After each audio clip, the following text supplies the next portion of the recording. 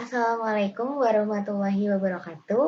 Halo semuanya, perkenalkan nama saya Alfibina Ramadanti. Kali ini saya akan menjelaskan mengenai kompetensi 2 production planning, perencanaan pengendalian produksi dan logistik.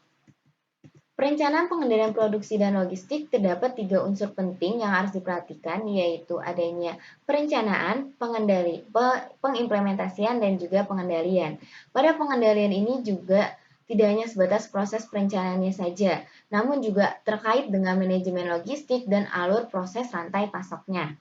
Kemudian, terdapat tujuan penting dalam melakukan perencanaan pengendalian produksi dan logistik, yaitu bagaimana kita melakukan proses produksi dari bahan tersebut bahan mentah hingga bahan tersebut diproses kemudian dapat dikirim kepada end user atau customer. Kemudian, dalam revolusi industri 4.0, kunci keberhasilan dalam perencanaan pengendalian produksi dan logistik itu tidak hanya perencanaan atau pengendaliannya saja, namun juga terkait dengan bagaimana proses perbaikan berkelanjutannya. Di sini itu guna memberikan pemahaman yang lebih baik terhadap pengelolaan material dan membantu perusahaan dalam analisis perbaikan berkelanjutan. Dengan demikian, perencanaan produksi memungkinkan organisasi untuk bagaimana sih memenuhi permintaan konsumen secara efektif dan efisien dan juga dengan kualitas yang tinggi. Maka unsur yang dapat diperhatikan yaitu memantau rantai pasok, memantau operasi logistik, dan juga menerapkan continuous improvement. Di sini continuous improvement seperti yang kita ketahui, improvement merupakan perbaikan, sedangkan continuous itu berkelanjutan atau terus-menerus. Sehingga continuous improvement itu hampir sama konsepnya seperti Kaizen, di mana dilakukan proses perbaikan secara terus-menerus untuk perbaikan dan juga pengembangan terus-menerus yang tujuannya itu perbaikan berkelanjutan, di mana setelah melakukan perbaikan berkelanjutan, kita mendapatkan solusi terbaik dalam permasalahan yang ada, dan juga kembali lagi tujuannya yaitu untuk memenuhi kepuasan pelanggan, proses kerja, dan performansi terhadap supplier. Seperti yang dilihat pada layar, terdapat the continuous improvement cycle, di mana cycle pasti akan terus-menerus tidak akan berhenti melakukan perbaikan berkelanjutan sehingga nantinya kita dapat menentukan standarisasi.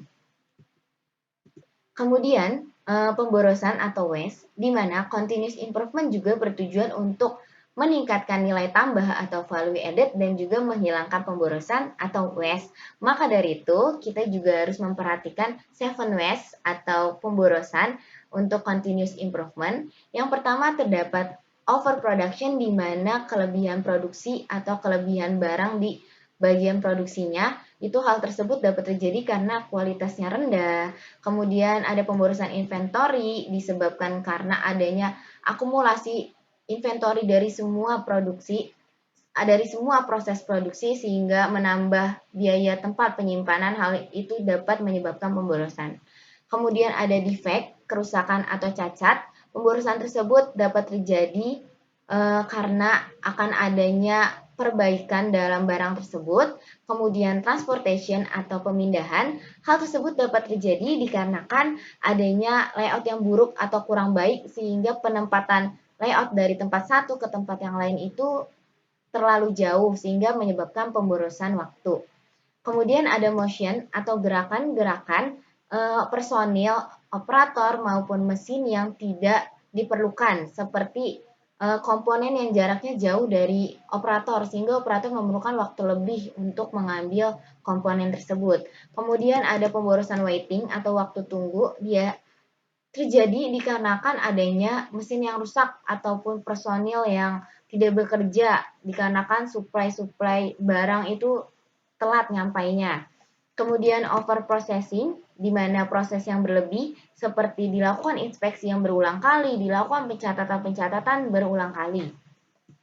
Kemudian terdapat metode continuous improvement yang bertujuan untuk meningkatkan mutu produk, untuk menghasilkan zero defect, untuk menghasilkan ide-ide kreatif, dan juga menjalin hubungan baik antara manajemen dan karyawan.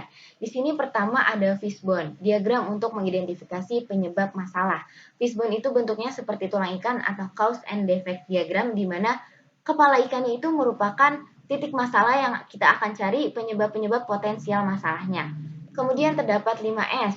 5S itu untuk metode mengelola tempat kerja. Yang pertama ada seiri atau ringkas, seiton atau rapi, seiso atau resik, seiketsu atau rawat, kemudian ada shitsuke atau rajin. Dan kemudian ada PDCA, proses pemecahan masalah 4 langkah. Kemudian ada lean manufacturing, di mana praktik produksi untuk mempertimbangkan pengeluaran sumber daya untuk mendapatkan nilai ekonomis. Kemudian terdapat Kanban untuk mengendalikan produk yang diperlukan dalam jumlah yang sesuai dan waktu yang sesuai. Kemudian terdapat Andon, di mana Andon merupakan sistem notifikasi yang dibutuhkan maintenance dan jika terdapat masalah dalam proses produksinya. Kemudian ada Pokayoke, mengatasi menghindari kesalahan dikarenakan human error. Kemudian ada Heijunka, metode untuk mengupayakan agar semua proses berlangsung di level yang sama atau sama rata dalam produksi. Kemudian supply chain management merupakan sistem terintegrasi yang mengkoordinasikan keseluruhan proses produk informasi dan uang dari hulu ke hilir, di mana upstream merupakan supplier. Di sini ada supplier tier 1, supplier tier 2 yang sudah menjalin hubungan baik. Kemudian ada internal supply chain, di mana internal supply chain itu merupakan semua proses untuk menghasilkan input menjadi output. Dan ada downstream, di mana downstream merupakan semua proses pengiriman. Kemudian 5 hal dasar untuk membangun SCM. Pertama ada perencanaan, tolak ukur dalam proses awal strategis, pemasokan di mana kita memilih pemasok-pemasok, kemudian ada pembuatan, di sini itu merupakan langkah fabrikasi. Kita harus menentukan proses-proses pembuatan sampai dengan pengiriman. Dan proses pengantaran yang harus kita perhatikan, mengatur pesanannya, jaringan pergudangannya, hingga kita juga mengatur metode pembayarannya. Dan pengembalian di sini pengembalian barang-barang cacat atau rusak dari pelanggan. Kemudian masuk kepada operasi logistik, di mana operasi logistik merupakan meliputi manajemen distribusi fisik, manajemen material, dan transfer persediaan barang dalam suatu organisasi. Berikut terdapat komponen manajemen logistik, di mana komponen dalam manajemen logistik itu dimulai dari input, dari sumber daya natural, human, finansial, sampai informasi untuk membentuk raw materials, WIP, dan finished goods.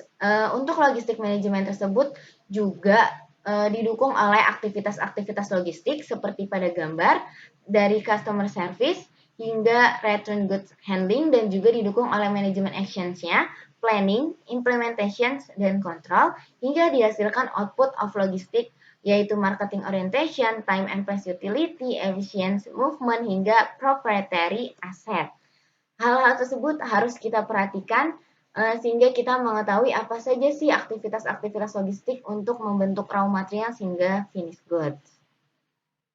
Mungkin sekian penjelasan dari saya mengenai perencanaan, pengendalian produksi dan logistik pada materi kompetensi 2 Production Planning. Saya Alfibina Ramadanti. Wassalamualaikum warahmatullahi wabarakatuh.